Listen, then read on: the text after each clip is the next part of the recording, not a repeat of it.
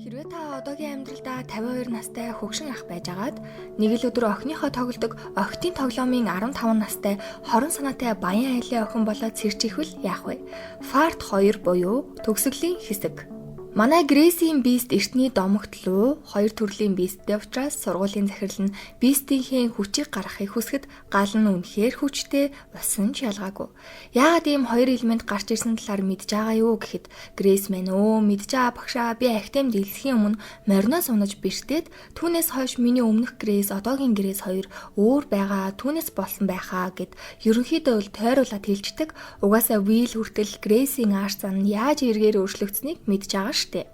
Ингээд Грейсийн бист хоёр элементтэй учраас сургуульд жил бүр шидийн үзэсгэлэн болдог. Үүнд одоо орхоос өөр сонголт үлдээгүй. Бодит амьдрал дээр ч гэсэн ахын эхнэр охин мэдчихсэн байгаа. Грейсийн бистийг ахын охин Хинако удирдах учраас автагаа хамт жоохон байхдаа үздэг байсан механик Аратан Орион гэсэн нэр өгдөг. Уг нь бол охин нь би таны охин чинь шүү, таныг харж байгаа шүү гэсэн мессеж өгөх гэсэн ч аав нь юусаа анзаардгүй. Грейсийн бистийг Хинако удирдна. Учир нь бист ашиглах үед Хинако тоглоомын гараа дарахгүй бол ажиллахгүй л гэсэн үг. Энэ үед Франсид гих хөөрхөн охин сурагчдын зөвлөлийн шүтэн бишрэгч болохоор Грейс Анна хоёрыг нууцаар харж байгаа үзэгдэл харагданаа. Манай хоёр ч өөрсдийнхөө бистийг илүү сайн судалж мэдэх гээд явж идэл Вилийн туслах сурагчдын зөвлөлийн гишүүн Пьер ирээд Вил хунтаачийг хаанаас ч хайгаад олохгүй байна л гэдэг. Пьер бүр угаасаа байнга нода амуу шиг дагаад байдаг болохоор Вил түүнээс нуугцсан л бололтой. Үүнд нь өмнө нь Грейс бүр маш их дургуутсаж уурлаж Пьерийг үхтлэн загнадаг байсан. Тэгсэн чи одоогийн Грейс огт уурлахгүй зүгээр штэ. Харин ч энэ үед чамд ирэх чөлөөтэй байх боломж гарлаа. Хүссэн бүхнээ хийл гэж байна. Пьер ч гэсэн шок. Манай хоёр Пьерээс бистийнхэн талаар асуухад Пьер өөрийнхөө мэддэг чаддаг бүхнээ зааж өгнө. Учир нь та манай хунтайжийн ирээдүйн хатан хаан штэ гэсэн чинь Грейс Виллийг угаасаа нууцаар сонсож байгааг мэдээд бид хоёр ирээдүйд яг гэрлэн гэсэн баталгаа байхгүй штэ гэд хэлцээ чинь хоёр давхраас Вилл сүртэй нисэж байгаа юм шиг бууж ирэл. Юу гэж аам бэ Грейс хоёулаа чинь ирээдүйд гэрлээ штэ эдэргээл тэгтээ. Уг нь бол Грейс Аннагаа л нэг найз боётой болох гэдэл үзээд байгаа. Таанч Вил бүр аль хэдийн Грейстэй илүү татагтаастай. Сурагчдын зөвлөлийн Ричард Аугуст хоёр бистийнхээ хүчийг сайжруулах бэлтгэл хийж Грейс Анна хоёр туршлага судалж байна. Тэнд байх орчны хадан хэсэг нь яг л үлэг гүрүү шиг харагдаж байгаа талаар Грейс хэлэхэд энэ хэд маань үлэг гүрүүл гэж юусоо мэддэггүй бурхны бүтлгүй бүтээл гэж л хэлдэг сонио. Анна мэнч өөрийнхөө хүчийг жоохон ашиглаж үзье гэсэн чинь нөгөө үлэг гүрүүл буюу бурхны бүтлгүй бүтээл нь мангас болж хувираад, дайраад манай хоёрыг нэмэлт хүч дуудаад иргэсэн ч амжихгүй болохоор Грейс Японд хэрэгэлдэг ханзаараа Аугустад Бамбай, Ричардад сэлэм гаргаж өгөөд мангасыг ялчсан болохоор нөгөө хоёр энэ өдрөөс эхлэн Грейсийн үнэн шүтэн бишрэгч болчихсон. Шидийн хүчийг сургууль дээр ер нь бол тултал нь гаргаж болдог болохоор Грейс Аннадаа маш их зүйл зааж сургана. Үүний дараа Дэдгүнгийн 3 охин Анна дээр ирсний нэлээд дээрлэх гэж үзнэ. Харцаардын охин юм би яахаараа өөрийгөө чи ер нь юугээ утсан. Грейсээс хол бай хамт тэр шидийн үзэсгэлэнд ч ихсэн битээ оролц. Грейс чамайг өрөвцөндөө л хамт байгаа гэж биднэрт хэлсэн гэд хутлаа яриад байдаг. Хариуд нь Анна маань үнэхээр тийм юм бол Грейсээс өөрөөс нь сонсно.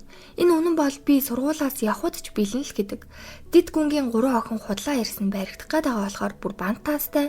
Грейс энийг нь холоос нууцаар харж исэн болохоор байдлыг гартаа авч албаар нөгөө 3 охиноос уучлалт гуйж миний ярьсан бүхэн буруу ойлгуулсан байна гэд бүгдийг нь бишрүүлээд эвлэрүүлчихдэг. Грейсийн аав нь энэ улсын сангийн сайд учраас барагтаал гэртээ байдгүй. Энэ удаад гэртээ ирэхдээ охиныгоо багт нь модон морин дуртай байсан болохоор жоохон орон төсөөлөөд модон морь аваад ирсэн. Албатууд нь шокроод аав нь өөрөө байдалд ороод байсан болохоор Грейс бас л арга ухаан сэлээд миний аавчстаа нүл мэдрэмж шүү. Хамаатны дүүдээ яг юм бэлэг өгөх гэж байсныг та хастаа мэдсэн байна гэд тухайн үеийн нөхцөл байдлаас аварнаа. Грейсийн дотор байгаа Кенза ах нэрээ сахиусан тэнгэр юм уу хаашаа ингэдэг шиг л. Эдлэн газрын мастер дээрээ очих гээд манай Грейс туслахтайгаа хамт явж исэн чинь Грейсийн аав нь стрессээ тайлаад тоглоом тоглож байгааг нь хараад нэрэл хичнээн том болсон ч гэсэн сангийн сайд ч гэсэн өөрийнхөө дуртай зүйлийг хиймээр л байдаг байх таа гэж бодоод бүр аавтайгаа хамт тоглоол. Анна маань харин нөгөө талд сургуульд орсноос хойш сэтгэл нь хөөрөөд нилээн хидэд жин нэмээд юупх нь багтахаа болгохны шидийн үзэсгэлэн болох өдөр боллоо.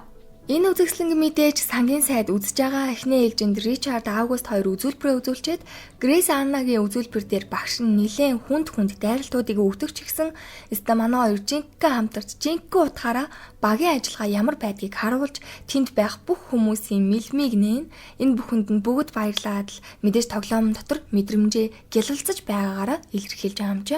Тэгээ тун удалгүй манай Грейсийн гэрт Ламберт, Лукас, Анна гурав зочлон учир нь Ламберт байнга авч явдаг номтойгоо хамт саваагаа хамттанд болгож мастраар хийлгсэн. Тэгээ Анна маань тархлаад дээр нь гой амттангууд хараад яаж идэх учраа юусоо олохгүй удахгүй сурагчдын амралт болох жоо болохоор Аннаг Грейсийн гэрт язгууртны амьдралыг суралцвал ямар талаар нөгөө хэд санал тавиад тэгээ Грейсч бүр баярлаад Аннагаа ирээдүйн хатан хаан болгоно гэдэл их зүй сургах талаараа бодоод баярлсан штэ. Грейс унтаж байхдаа яад ч юм өөрийнхөө бид орчихсон жинхэнэ Грейс дээр очиход нөгөөх нь хоригдчихсан чив чимээгүй сууж байгаа талаар зөөдлөө цэрнэ. Тоглоом дээрээ ууг нь бол зүүдний талаар юусоо гардаггүй. Тэг яагаад гарсан талаар ч хинч мэдэхгүй. Цэрэгт нь Анна маань үйлчлэгчийн хувцас өмсч гисэн үйлчлэгчийн ажилд суралцсан гिचгсэн явж идэг. Грейс найзынхаа унтдаг орон хүртэл ямар гоё юм бэ гэдэл бүх юм л хөөрхөн санагдана. Өнөөрэ Грейсийн энэ гайхалтай шаргал өсийг түүний албат Матильданд зөвхөн ороож буржаалгаж өгдөг. Матильда болохоор зөвхөн түүний үсийг л ороодог. Матильда анх өөрийнхөө энэ чадвараа мэдээд гудамжинд хувцас эндүүддэг ажил хийдэг байж л дээ. Тэгээд Грейсийн ээж нь эдлэндээ авчираад ажилд оруулсан юм байна. Харин Анна тентхийн ахлах үйлчлэгчээс эдний эдлэн газрын талаар мэдээллийг судалнаа. Энд хамгийн том байр суурь эзэлдэг аав бээр нь гэртээ байхаасаа байхгүй нэх Жакрийн эзэгтэй одоогоор би энэ муу байгаа эмчлүүлж байгаа. Харин байнга байдаг нь Грейс. Гэхдээ энд нийт 300 албат ажилдаг бөгөөд хаш дотор болон гадна талын гэсэн хоёр хэсэг хуваагдсан ажилладаг. Тэрэн дотор ангилах юм бол зөвхөн гүнж болон хатагтайг үзэсгэлэнтэй байгаа албатууд, хоолны талын ажилчид, харшийн санхүүг хариуцсан ажилчид, гадна талын өнгө үзэмжийг хариуцсан гэд олон хүмүүс ажилдгийг мэдээд эргээд харахад Грейс маань өөрөө үйлчлэгчийн хувцас өмсчихсэн байжээдэг. Учир нь өөрөө ирээдүйд Аннагаа хатан хаан болгоод түүний үйлчлэгч болно гэсэн шүү юм бодчихсон. За тэгээд сурагчдын амралт эхэлчихсэн байгаа ч гэсэн манай хоёр сургуулийн доод давхурт байрлах академийн эрдэнсийн агуулга руу явж идэм аа. Тэнд академид дамжин ирсэн шидийн хэрэгслүүдийг агуулдаг газар ахгүй юу? Зуны бүтэн сартай шөнө хамгаалтанд суулардаг болохоор сурагчдын зөвлөлийн гишүүд хамгаалах ёстой байдیں۔ Тэгээд тийшээ орох гэсэн чинь хаалга нь онгорхой гэрэлтэй ороход бүгд зогсож яах нь тэр. Энэ агшинд Лукас гартаа байсан шоогоо эргүүлэхэд тэнд байгаа бүх залуус байхгүй болчдөг. Шооны хүч нь манай залуусыг бүгдийг нь өөртөө сороод авчихсан гэсэн үг. Тэндээс ямар тааж гарах гэтэл байрлал бүхэлдээ үгүй болж зүгээр л төрөл бүрийн хаалганууд. Энэ бол яах аргагүй нэг тоглоом байх магадлалтай болохоор ах өөрөө шооны бүх талыг эвлүүлж чадахгүй, нэг талыг нь л эвлүүлдэг болохоор нэгтлийн жүйж гисэн эвлүүлчихье гэд үзэхэд шооноос вил гарч ирээд тэгээд нэг даалгавар өгдөг. Тэгээд тэр өгсөн даалгаврыг нь биелүүлсний дараа буцаад шоон вилийг сороод авчдаг. Түүний дараа дахин нэгийг эвлүүлэхэд Ламберт гарч ирээд онцлог таах болдог. Тэр нь өглөө 4 үлтэй, өдөр 2 хөлтэй, шөнө 3 үлтэй гэсэн онцлог. Тэгсэн хариулт нь хүн болж таарад Ламберт за яаж эмэгтэй хүмүүсийн өвдгийг нь шороонд хүргэх үү гэд өөрөө 4 хөллөж Анна 3лан Грейс 2лоод даалгавраа дуусганаа. Уг нь бол бүх талыг нь зэрэг эвлүүлчих юм бол тоглоом дуусна даанч ах өөрөө нэг талыг нь л эвлүүлж чаддаг. Тэгээ дараагийн даалгаварт Пьер гарч ирсэн ч өндрөө сайдаг болохоор энэ даалгаврыг Грейс хийн.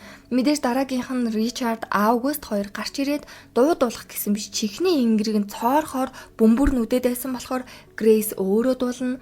Гэхдээ яг үүндээ энэ даалгавруудыг тоглоом дээрээ Анна өөрийнхөө дурлалт залуутай биелүүлж илүү татан болгож ойр тулах тоглоом байсан боловч байл өөрөөр эргэчихсэн. Тэгээ яаж 6 талыг нь эвлүүлэх талаар бодож итэл Хинако охин нь түүний биест учраас жоохондоо аавынх нь зааж өгч ирсэн булхайг хэрэглээд шоонуудаа нэг нэгээр нь салгаад эвлүүлсэж тоглоомдоо булхайцаж болохгүй гэд буцаад хэвэндээ орчдیں۔ Тэгээ Анна маань за би нэг үзээд алдъя гэдэл бүгдийг нь эвлүүлж шоон сорж авсан залуучуудаа гаргаж ирэхэд нөгөө хэд нь яг үнэндээ Грейс чи Аннаг илүү туршлагажаасаа гэсэндээ өөрөө эвлүүлж чадах байсан ч албаар ингэсэн бидтэй яаж юм мундаг байдсан бэ гэдэл дахиад од олчноо. Уг нь бол үнэхээр л ах эвлүүлж чадахгүй байсан шүү дээ тий. Зуны амралт утгагүй дуусгаж байгаа болохоор Анна маань гэрлүүгээ очиод тэднийг чинь талхны газар ажилуулдаг. Грейс ч зочилж очиод ээж нь хүртэл нэх хөөрхөн найрсаг Грейст зориулж үстэй найдлахын талхыг ч гэсэн. Гэхдээ Аннагийн ээж нь хар зард биш. Угаасаа язгууртан шиг санагдаад байдаг. Ээж нь бол яа гарахгүй нэг юм нууж байгаа юм шиг байлээ. За энэ үед хотод нэг хүүхэд модон дээр гарчихсан аюулд орсон учраас Анна Грейс хоёр өөрсдийнхөө хүчийг нэгтгээд мөсөн гулгуур хийгээд хүүг аварсан болохоор хотынхан нэргэд Аннаг магтаад харин Анна маань Грейсийг магтаастай гэж. Сурагчдын амралт дууссан. Удахгүй сургуулийн маш том соёлын өдрөлөг болох байгаа. Энэ үеэр сурагчдын зөвлөлийнхэн жүжигчлсэн тоглолт хийх ёстой. Тэгээ энэ талаар Грейс ааваасаа асуусан чинь угаасаа ээж чинь энийг анх танаа сургууль сурдаг байхдаа санаачилсан хамгийн чухал зүйл нь эрэгтэй нэмэгтэй, эмэгтэй нэрэгтэй болж жүжиглэх ёстой шүү гэдээ. Тэгээ манай хоёр чинь яана яаж жүжиглэнэ? Хэрвээ эрэгтэйчүүд эмэгтэй болвол Август Ричард хоёр нилээ өргөн мөртэй, Пьер Вил хоёр яхав дажгүй байна ах, Ламберт бас эвгүй ихч болох байх, Лукас харин хамгийн тохирох хөөрхөн дагн болох байхаа гэд ярилцсан. Сурагчдын зөвлөлийн ийм том зохиол бичих даалгавар Анна дээр буужчихсан. Цаадагчин зайлвал бүр бүтэн 1-2 хоног унтаагүй, хоолчгүй ухаан алдаад Грейс бүр яг охин шигэ боддог болохоор санаан зовоод Анна харин намайг уучлаарай, итгэлийг чинь алдлаа, зохиол бичиж чадахгүй байна гэхтэн зүгээрээ чи минь ямар зохиолч биштэй талах барих бол талхачнаас асуу гэдэг штэ гэд академийн жүжигчний ангийнхан дээр очиж тусламжгүй. Тэр эдийн зохиол дээр туслах охин бол нөгөө шүтэн бишрэгч болох Франсид. Цаадагчин бүр гуяа алхтал манай хоёрыг шүтдэг болохоор бүх зүйл дээр нь тусалж зохиолыг нь бичиж өгөхөр болно. Ер нь бол Франсид гих дөрвөн тоглоом нэрээ Аннаг анх сургуульд орж ирэхэд нь Грейс дээрлэхүүлсэн багт нь Аннатай сайн найзууд болж гардыг байлээ. За тэгэд манай хэд чинь жүжигээ бэлдээд л Анна эрэгтэй дүр, Пьер Вил эмэгтэй дүр болно штэ. Жүжигийн гол агуулга нь гэвэл Тоби гих хар зард нэг өдөр явж агаад Эдмонд гих хунтаажтад хараад аль нь өөр амьдралаар амьдрах мөрөөдөлтэй. Энэ үед шидэт тагна гарч ирээд биеийг нь солино. Тобигийн бид орсон хунтааж өөрийгөө хаан гэсэн ч итгэхгүй. Энэ үед Эдмонд хунтааж хаан ширээ залгамжлах гээд өөрийгөө хунтааж бишээ гэдэл Ламберт үнд нь хатгархаж муу талын авгаа болчихсон гэх мэт үйл явдлууд гарах юм байна лээ. Хамгийн гол нь энэ зохиолыг маш олон жилийн өмнө Грейсийн ээж нь бичсэн гэсэн. Грейс мен даанч хунтаажийн дүрээ сайн гаргаад байгаа хэрнээ хар зэрэгний жүжиглэлтэй ерөөсөө хийж чаддгүй. Хүссэн хүлээсэн соёлын өдөрлөг болж төм түжгэнсэн, бум бужгэнсэн өдөр ирлээ. Бүх зүйл дүрмийн дагуу энэ үед Аннагийн ээжийг Грейсийн аав хараад зог тусаад гайхаж байхад Аннагийн ээж гэл алга болчихно сонирн байгааз. Тэгээ жүжиг эхлэхэд Грейсийн ээж нь ирчихсэн. Аннаж тэр Грейс ч тэр аль алин дүрдээ сайн орж идэг. Гэхдээ дагн тэдний биеийг солиход Грейс дүрдээ юусоо орж чадахгүй. Үүнийг нь ээж нь мэдсэн юм шиг жүжиг болохоос өмнө Лукас дагнтай уулзаад яриаг нь албаар захирангуй өнгөйстэй болгосон шүү гэд Лукасаар хэлүүлчихдэг. Тэгэд үүнээс болж Грейс ээжийн бүх зүйлийг мэдж байгаа юм байх таа гэдэл хэсэг оюун санаанд сатаарнаа. Гэхдээ ямар ч л байсан жүжиг маш сайн амжилттай дуусна. Даанч Грейсийн ээж нь охинтойгоо уулзаж амжилгүй захиа бичиж үлдээгээд явчихжээ. Тэгсэн чинь Жакрин буюу Грейсийн ээж нь буцах замдаа нэг тийм ид шидийн бөмбөлөгтэй яриад байдیں۔ Тийм л байсан бол охинтойгоо уулзахгүй хайсан гэхэд ээж нь юу яриад байгаа надад ч гэсэн хэцүү байна. Би охинтойгоо уулзмаар байна. Гэхдээ ээж шидийг хамгийн нандин хүн нь мэдчих юм бол шид үйлчлэхгүй үстэй гэдэг. Тэгэхээр Грейсийн дотор өөр хүн байгааг ээж нь аль хэдийн мэдчихсэн гэсэн үг үү? Хамгийн сүүлд соёлын өдөрлөг дээр галын наадам болно. Тэ тоглоомн дээрээ болохоор Анна хайртай хүнтэйгээ хамт галын наадам харах ёстой учраас Грейс албаар нуугдаад хайраа олоосай гэж бодсон ч юун залуу малуу сурагчдын зөвлөлийн хідээ дуудаад Грейс алга болчихсон гэд бөө юм болоод цаадахыг чинь хайгаад сүүлдээ бүгдээрээ галын наадмаа харнаа. Харин тэр салютны хоёр өнгө нь хавсарч байгаа нь Грейс галын наадмаа илүү дурсамжтай Аннаг энэ мөчийг хизээж битгий мартаасаа гэсэндээ түүнд зориулж энэхүү салютыг буудуулж байгаа юм лээ. Салюта буудуулж байхдаа Кинзабур ах гинтэл бодно. Гэхдээ би чинь сайн охин биш хорон санаатай дүр шүү дээ гэдэл эхний бүлэг дуустдаг. Тэгэхээр цаашид Аннаг хорлох болов уу яах бол энэхүү аниме маань эхний бүлэг нь саяхан гарч дууссан учраас дараагийн бүлэг нь хизээ гарах талаар мэдээлэл бол байхгүй байна. Бас л олон асуулттай дууслаа. Грейсийн ээж Жакрийн бүх зүйлийг мэдж байгаа юу? Аннагийн ээж нь яг юу нуугаад байна? Грейс энэ мөчөөс эхлэн жинхэнэ утгаараа хорон санаатай охин болох уу? Анна хайраа олох уу? Кинзанбураа ах өөрийн биендээ хизээ шилжих бол та бүхэн таамаглаж байгаа бол хариултаа сэтгэгдэл хэсэгт үлдээгээрэй. За дараагийн гайдаараа уулзлаа. Түр баяртай. Зүрх.